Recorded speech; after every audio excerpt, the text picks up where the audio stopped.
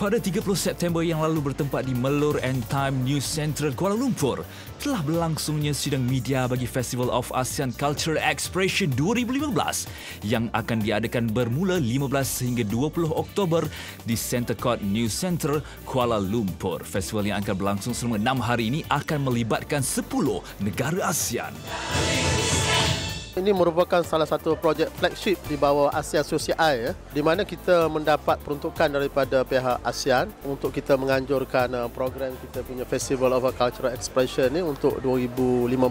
Tujuannya ialah untuk memperkenalkan kebudayaan masyarakat ASEAN daripada 10 negara ASEAN ini kepada masyarakat dan juga komuniti yang terdapat di Malaysia. Program People to People, masyarakat di Malaysia boleh mengenali secara lebih dekat kebudayaan, kesenian yang terdapat daripada negara-negara ASEAN.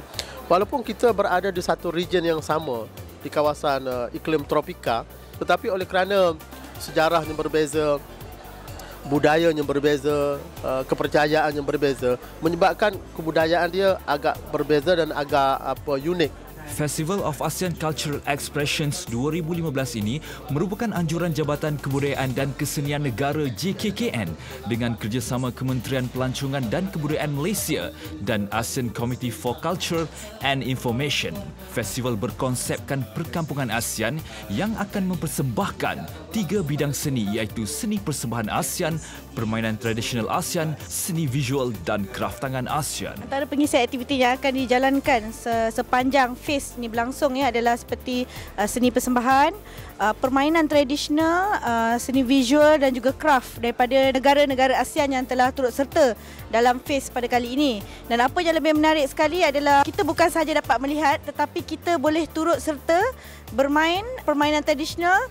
Kita mungkin tak pernah tahu tentang permainan tradisional yang terdapat di kalangan komuniti ASEAN.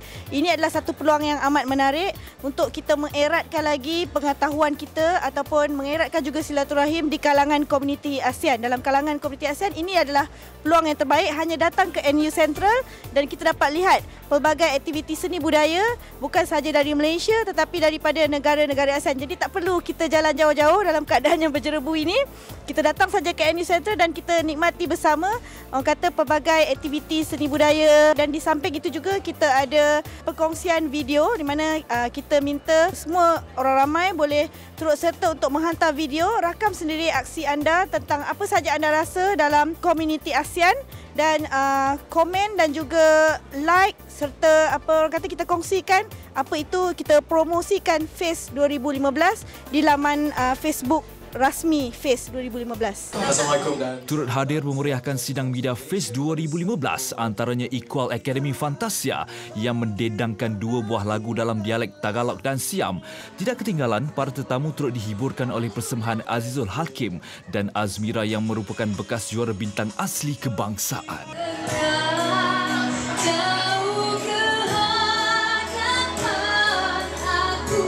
Iwal ada orang kata translator ataupun cikgu yang mengajar saya tentang sebutan dan juga pemahaman lirik.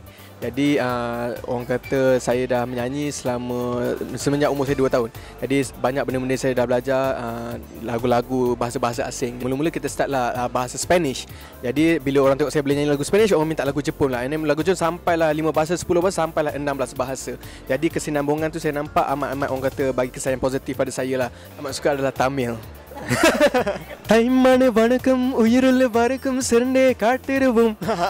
Ini adalah satu program yang amat bagus kerana kita dapat mempelajari dan juga mengenali budaya-budaya negara-negara ASEAN yang lain.